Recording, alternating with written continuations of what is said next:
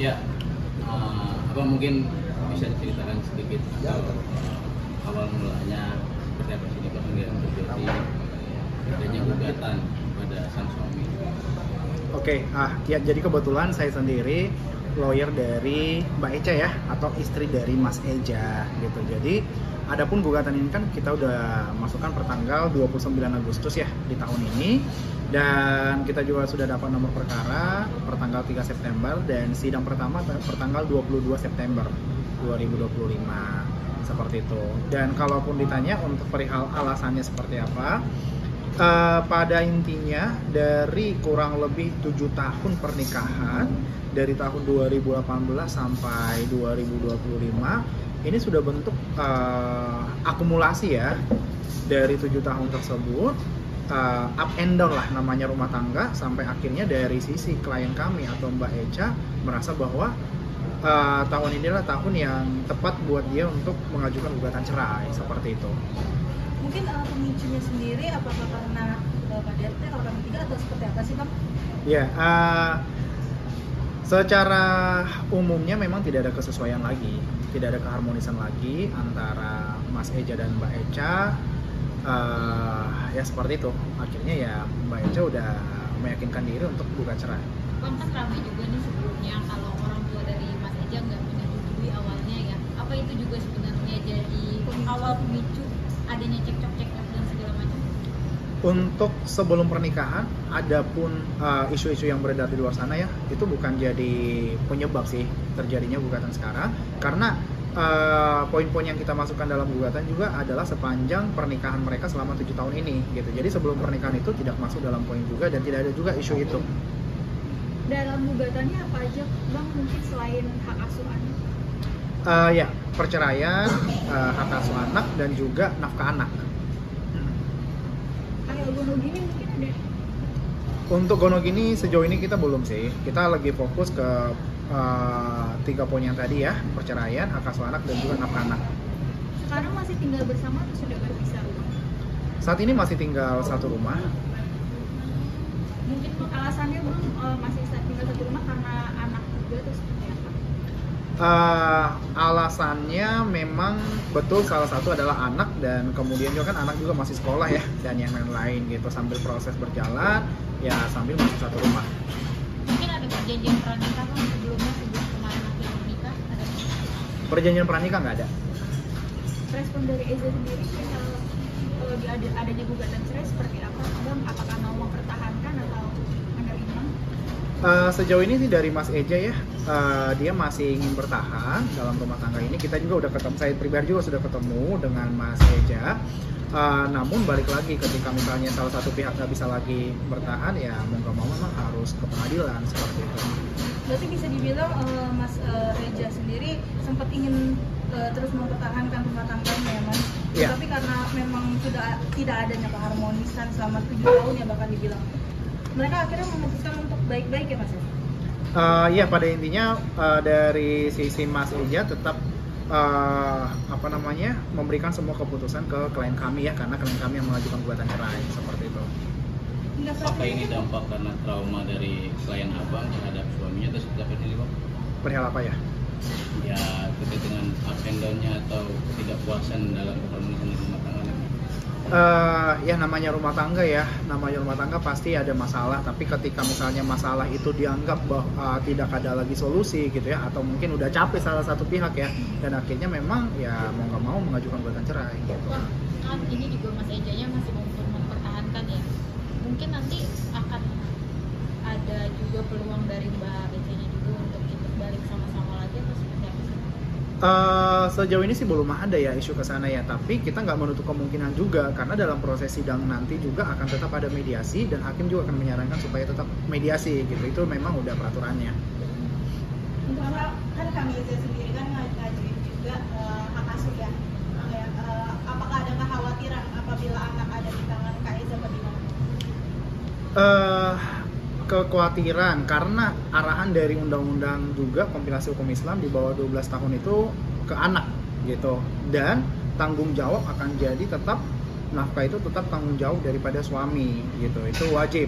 Dan ketika pun nanti anak ada di tangan klien kami Mbak Echa, tidak akan menghalangi juga anak itu bertemu dengan ayahnya supaya sama-sama dapat figur ayah dan ibu gitu.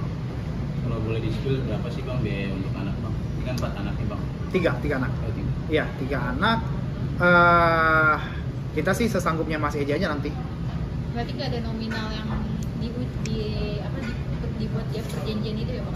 Untuk nominal ada dalam gugatan, tapi mungkin saat ini belum bisa saya spill. Hanya saja nanti tetap hakim akan menilai dari kesanggupan tergugat ya atau Mas Eja. Berarti masih bisa dinego dari dari gugatan yang ada ya Bang? Bisa jadi, betul.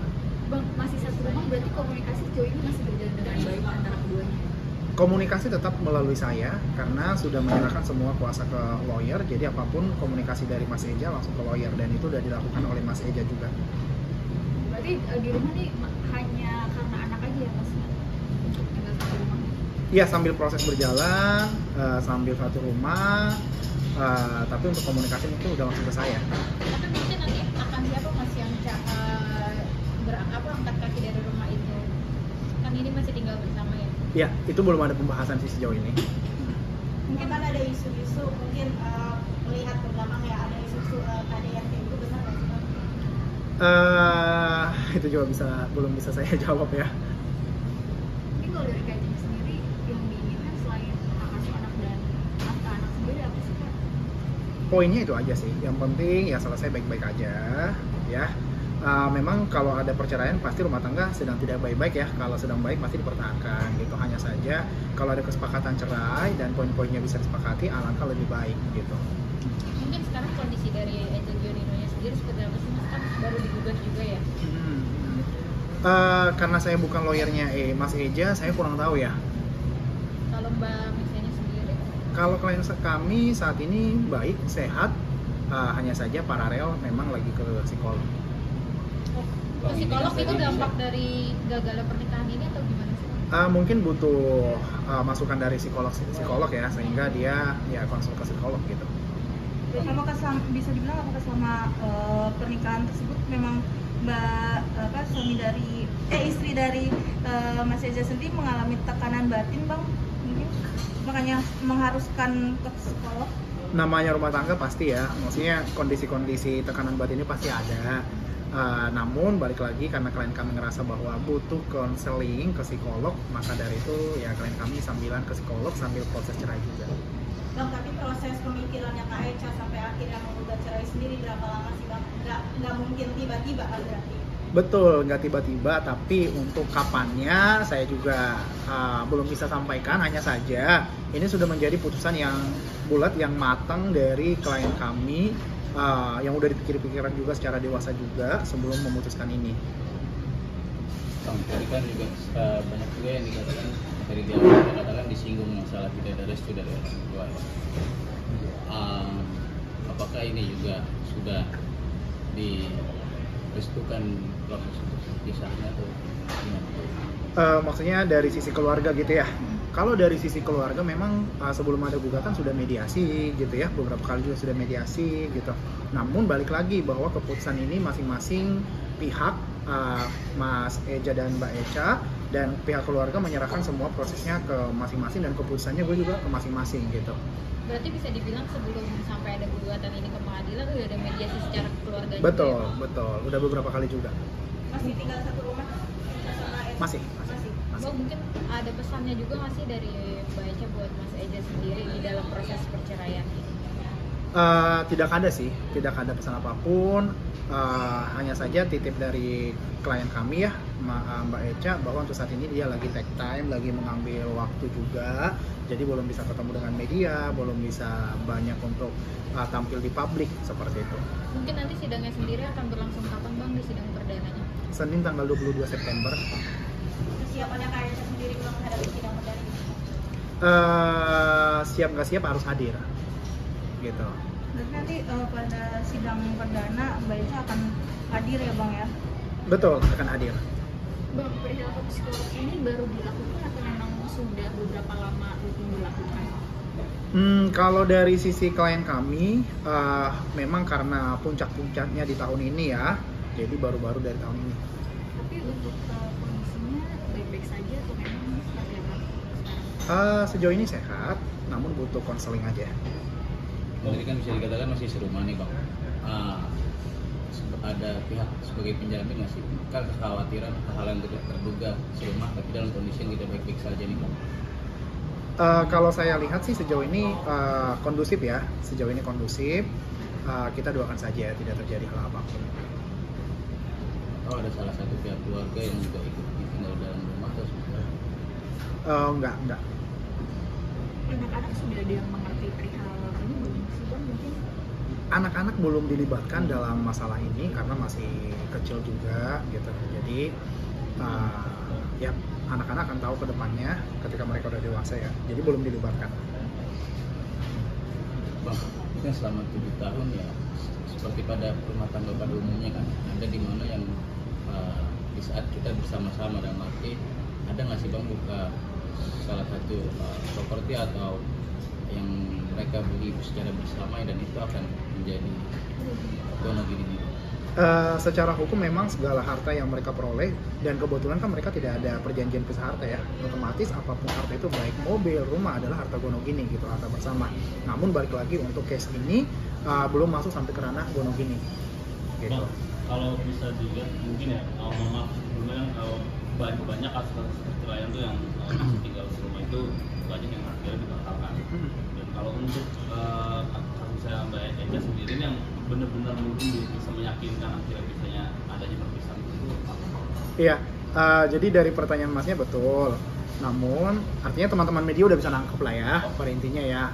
Ketika misalnya mereka masih satu rumah, pasti ada alasan yang menurut kami sangat kuat untuk bisa gugatan kami diterima. Gitu. Mungkin ada kekerasan, ada yang segala macam. Ya itu nggak bisa saya sampaikan ya mas. Tidak memberi nafkah mungkin mas. Masih, kalau nafkah masih diberikan.